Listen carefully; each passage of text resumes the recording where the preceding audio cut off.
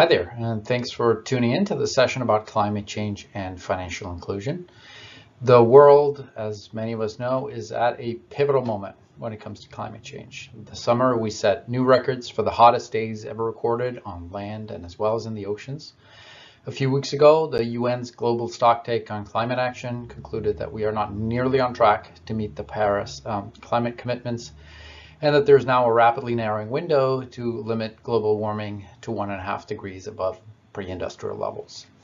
Droughts, storms, flooding, other climate shocks are wreaking havoc across the world with unprecedented frequency and intensity. And for those of us working in the financial inclusion space, this raises the question, does inclusive finance have a role in responding to climate change? And conversely, will climate change have any implications for financial inclusion?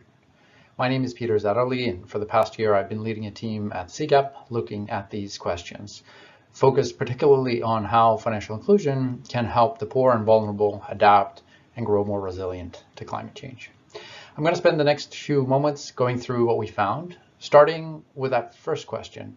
Does financial inclusion have a role to play in climate change and on climate adaptation? And the answer is yes, and a very important one. People often distinguish between planned and autonomous adaptation to climate change. Planned climate change refers usually to more deliberate, anticipatory policy actions and decisions by government or public agencies. Autonomous adaptation refers to more spontaneous grassroots initiatives taken by individuals and private actors themselves, often but not always of a more reactive nature.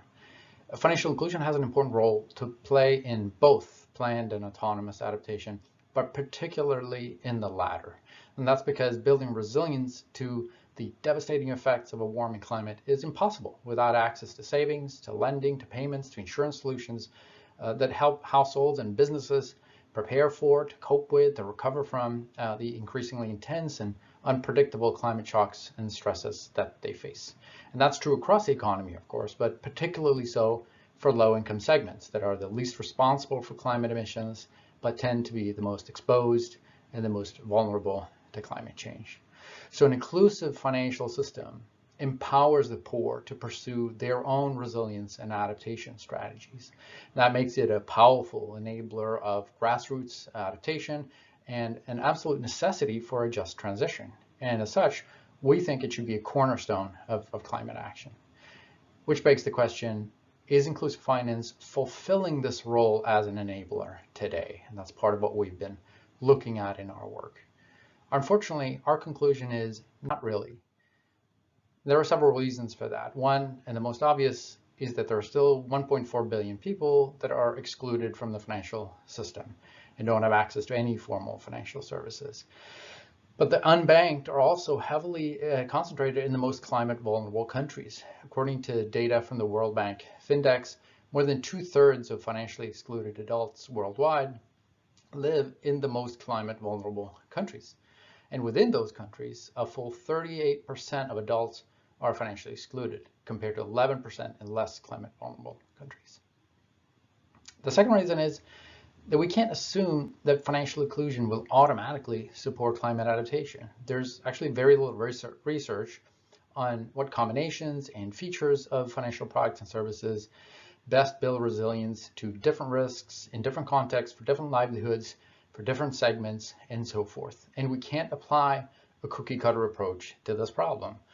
If you consider the plight of a Nigerian cassava farmer trying to deal with long-term adaptation to water scarcity versus a petty trader in urban Dhaka dealing with a coping response to a flood, the kinds of resilience mechanisms that they will need are going to be very different, and hence what they need from the financial system is going to be very different as well.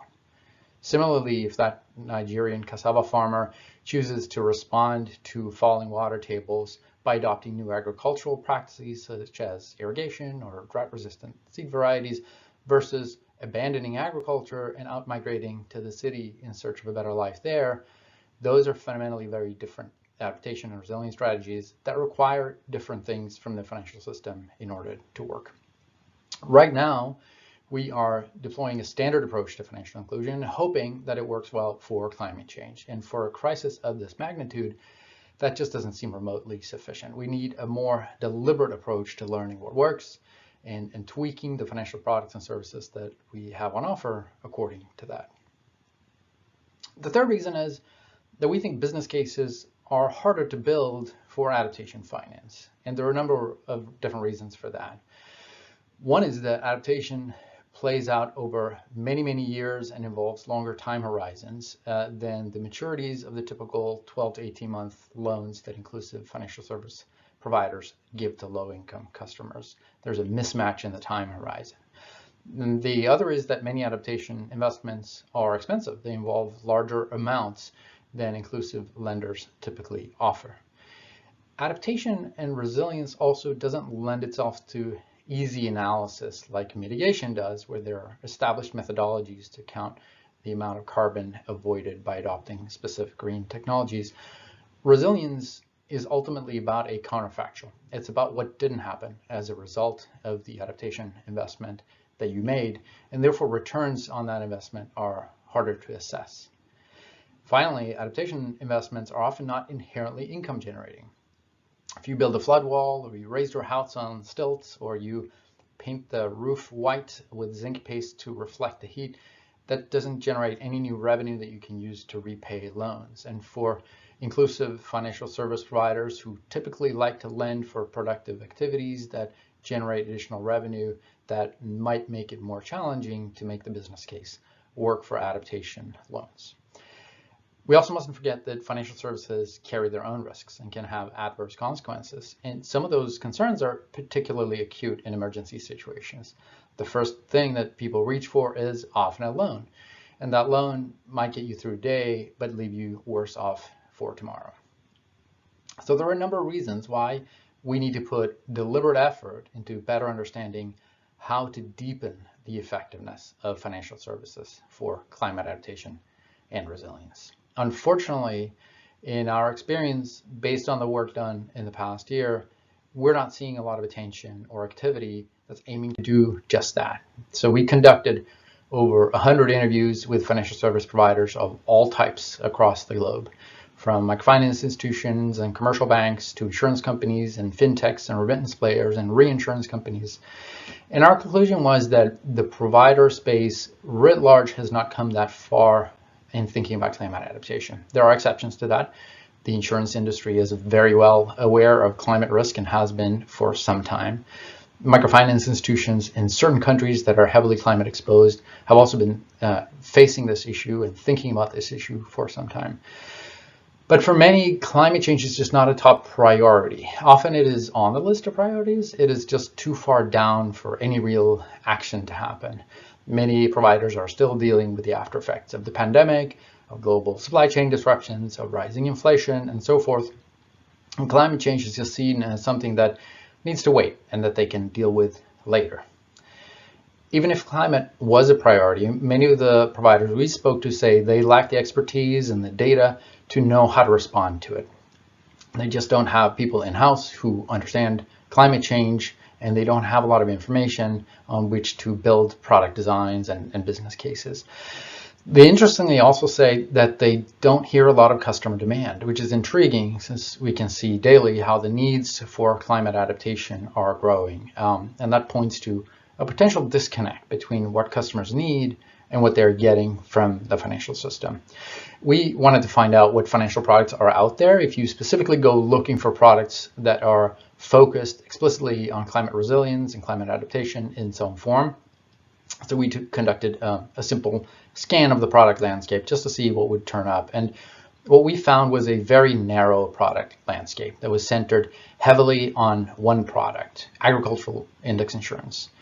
That's a crucial product given how important agriculture is for the incomes and for the nutrition and food security of the poor.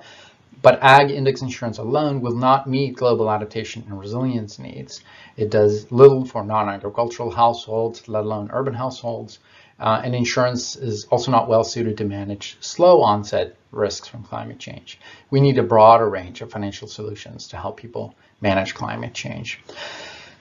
This all doesn't mean financial service providers aren't doing anything on climate change. Many of them are, but what they are doing doesn't tend to center on bolstering clients' resilience and adaptation. Providers that we spoke to tended to do one of two things: either lending for the green economy transition, so developing portfolios in renewable energy, recycling, and EVs and the like, which is important, but doesn't necessarily do anything for climate resilience.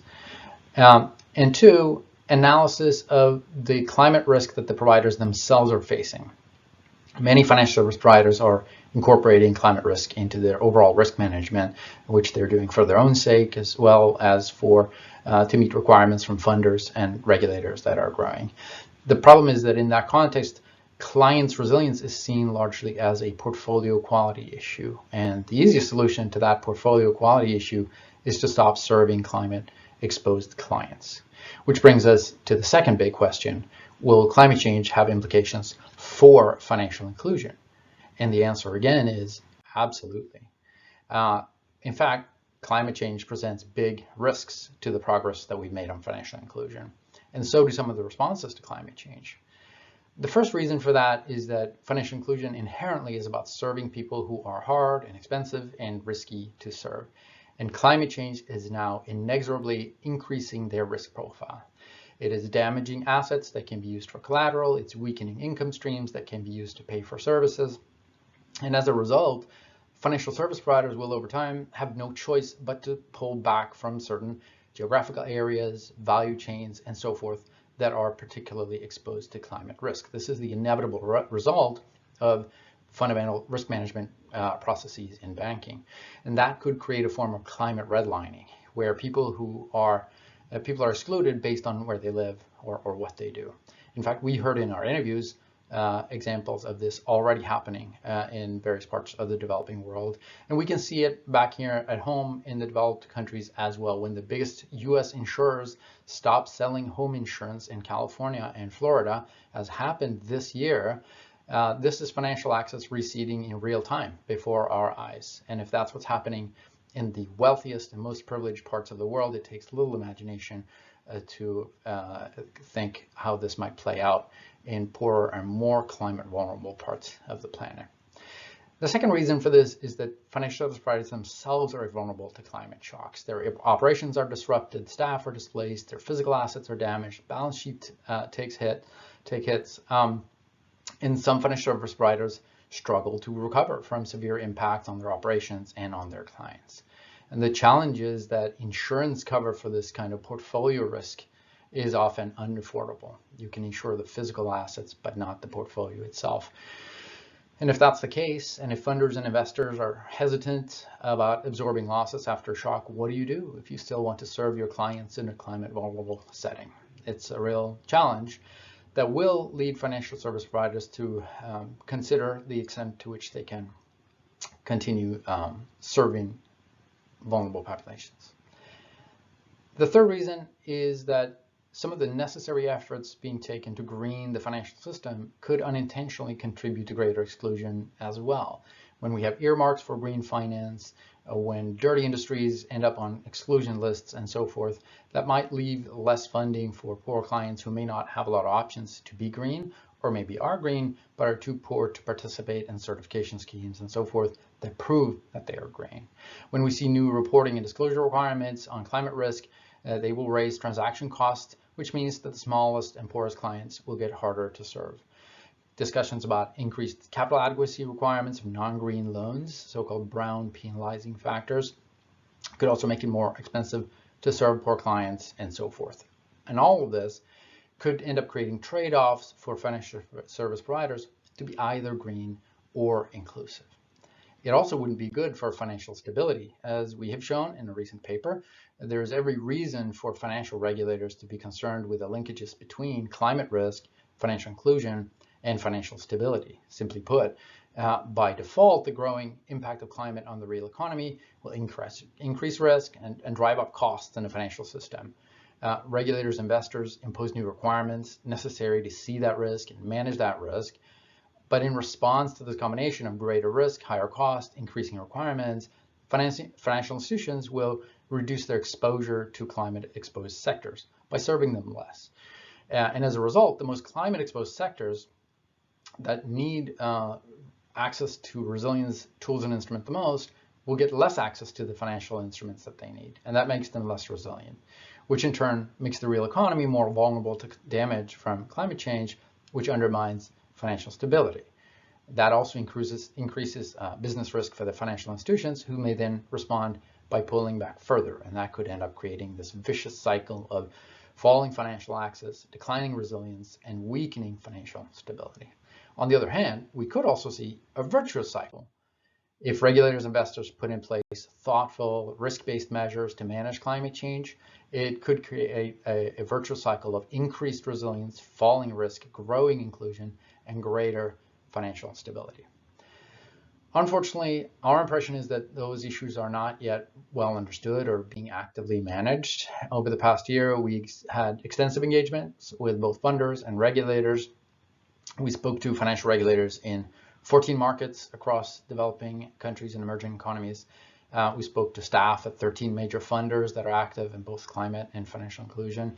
We reviewed strategies, guidance notes, position papers, and so forth being put out in this space. And the long and short of it is that national financial authorities are mostly all developing climate strategies of some form, but they don't typically consider the resilience and inclusion of the poor in doing so. The priority for supervisors is financial stability, not financial inclusion. That's not a surprise, but it does raise concern about the kinds of unintended exclusionary effects that I mentioned a moment ago. The same goes for global standard setting bodies that don't appear to be considering these risks extensively either. There's a lot of activity and increasing amounts of guidance on how to manage climate risk, but as far as we can tell, none of these take into account the impact on financial inclusion and the risk of a vicious cycle that may end up harming also financial stability at the end of the day. We're not hearing an active discussion about this in the global funder community either. Most funders don't mention climate change in their financial inclusion strategies. The one exception is development finance institutions, who do acknowledge climate risk, but are mostly reflecting on it in the context of their investments and the portfolio risk problem that I mentioned a moment ago. So broadly speaking, our impression is that funders and policymakers both see financial access mainly as a means to climate mitigation. That is the primary link that many of them make between financial inclusion and climate change. How can financial services help the green transition? That is an extremely important question, but we need to also be thinking about the risk that climate change poses for financial inclusion, and how public policy and funder interventions can either increase or mitigate those risks. And that's important because funders have an absolutely critical role to play on climate adaptation and resilience. We think the first objective, as always, must be to complement and extend markets to enable the commercial market to cover as much of this as possible. I think a focus on climate adaptation brings into view a market building agenda that is growing increasingly urgent, not least on fostering commercially viable and inclusive markets for climate risk insurance, where we have a long way to go. At the same time, there are large risks to many vulnerable people that will never realistically be covered by markets. The incomes they earn are just not enough to cover the full cost of the climate risk that they bear. And ultimately, it will be the responsibility of governments and their development partners to protect those people and help them adapt to a changing climate. We think social protection programs are well placed to help. They offer an existing channel for adaptation finance to the most vulnerable populations at scale, but they also have to be resourced right. Taking on climate change is no small task, and social protection schemes need to have the fundamental pieces in place in order to even consider doing that. We also think social protection must evolve. We studied all of the major adaptive social protection programs around the world, and they mostly tend to focus on disaster response and recovery in the wake of a shock. That's extremely important. But to really build resilience to climate change, these programs need to also learn to cover resilience building ahead of the shock, and to help populations deal with slow onset risks for which recovery payments is not an appropriate instrument. We think integrating social protection with wider financial and economic inclusion programming along the lines of graduation programs is one promising way to go about that, but we need to learn how to do that. We also think there is a need for a new conversation about social returns to public investments in financial services. There's already a discussion around the need for DFIs to be less conservative and take on more risk. Climate change significantly raises the stakes of that conversation. But we may also need to talk about subsidizing access to necessary financial services for the poorest. The idea of subsidies provokes often a strong reaction from many people in financial inclusion, and for very good reasons. We have had our share of problems from that historically. And yet, if we want large numbers of people to have climate risk insurance, for instance, it seems likely that we are going to need to subsidize it for the foreseeable future for a segment of the population. Doesn't have to mean, of course, a direct subsidy to individual premiums. It could be by offering de-risking capital to bring down the cost structure in reinsurance markets, or some other intervention that uses public finance to bring down the end user cost of accessing these services. But it seems very likely that public funders will have to play a role in extending that access beyond what commercial markets can do on a viable basis. So we think there's a wide spectrum of options that public funders should look at in this space. We're going to work on putting more detail on that, and we'll be sharing our perspectives on that over the course of the year. But whatever they do, it's clear that public funders are going to be extremely important on climate adaptation and resilience. A clear lesson from our work is also that women deserve a special focus, and that is because they tend to be particularly vulnerable to climate change, but also particularly financially excluded. Many issues on both climate and financial inclusion disproportionately affect women, and they intersect and complicate one another. For instance, in many contexts, women have higher exposure to climate change, perhaps because they are more likely to have agriculture as a primary economic activity, and agriculture, of course, is one of the most climate exposed sectors. Women are also often more vulnerable to many of the implications of climate change. For instance, in many contexts, women and girls are more likely to bear the brunt of negative coping mechanisms. Girls are often the ones to be taken out of school first, eat last when food is short. They're the ones often walking longer distances to get water, and so forth. In addition, many suffer domestic violence when stress levels rise in the household due to climate shocks and the associated impact on the family. But women also tend to have access to fewer resilience tools and strategies to manage climate risk, including financial services, for a large number of reasons that we're familiar with in the financial inclusion space. So the bottom line is that women tend to have greater exposure and greater vulnerability to the impact from climate change, but fewer ways to manage it. And as a result, they are overall more likely to face harm due to climate change. And they're probably more likely to get even further financially excluded as and when financial service providers withdraw from climate risky segments. We think financial service providers are going to need help to address that gap. Our scan of climate responsive products found almost no products designed and marketed with women in mind. And we already know from experience how difficult it is to get financial service providers to design for women's needs. The many complexities of climate change are just adding to that. Which is why it's important that the financial inclusion and climate change communities learn to work on gender and climate and inclusion in more integrated ways. We looked at how funders on the financial inclusion and the climate side incorporate each other's objectives. And the conclusion was that there was very little deliberate effort to bring those together. The role of financial services in climate change is often recognized at a generic level, but that link and what it looks like is rarely articulated in strategies on either side, and it's very rarely incorporated in some kind of programming. We found few examples of deliberate coordination mechanisms. The ones we found were generally ad hoc, driven by individual personalities and so forth. There are, of course, always examples of projects and initiatives that bring these things together, but the overwhelming picture is one of silos between funders and within funders, the different teams working on these different topics. Needless to say, bringing gender into that picture doesn't make it any easier. We need to get teams and organizations working on climate change, financial inclusion, and gender to collaborate in a more deliberate and systematic way. So just to summarize briefly, we think financial inclusion is a key enabler of climate adaptation for the poor, but there is a lot we still don't know, and there's not enough activity happening to drive that agenda forward. We think that climate change is poised to push financial inclusion back, and in fact that we're already starting to see the signs of that, which should raise concern because unless we can help both clients and financial service providers manage that risk, we could see retrenchment in some of the progress we've made over the years. We think public funders are going to have an absolutely essential role to play, both in building and extending and complementing markets and in supporting poor, vulnerable populations more directly. And we think that the needs of women need to take center stage in all of this, given the compounding inequities that are in play and the typically major role that women play in the resilience of their households as well. We see out of all this a new agenda emerging for the financial inclusion community on climate adaptation and resilience that has at least 5 broad components.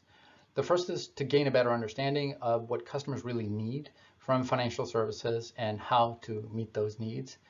The second is testing solutions, trying new things, designing them, and then scaling up commercial markets to cover as much as possible of those needs, the market building agenda. The third is helping financial institutions manage their own climate risks so that they don't have to withdraw from risky segments and jeopardize financial inclusion goals in the process.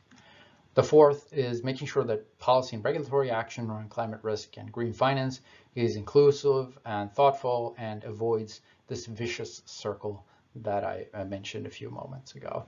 And the fifth is evolving and substantially scaling up social protection to build long-term climate resilience and adaptation for the most vulnerable. CGAP is going to be doing our part on each of these pieces. We've started publishing our initial thinking in this space. Here's a list of our published materials to date, which can provide a starting point for analysis and discussion and hopefully action on these questions. You will find all of these papers and all of our future work on climate change at cgap.org/climate. Looking ahead, we have also launched a number of research agendas of our own to drive concrete action around some of the areas that we've identified. I'm just going to list them out here in the interest of time, but if you want to learn more about these initiatives, please go to cgap.org/climate, where you can find information and links about all of them. If you want to get in touch with us to learn more, if you want to partner any of these efforts, please just drop us an email on climate@cgap.org. Thank you so much for listening. Please stay connected with CGAP and reach out if you want to learn more.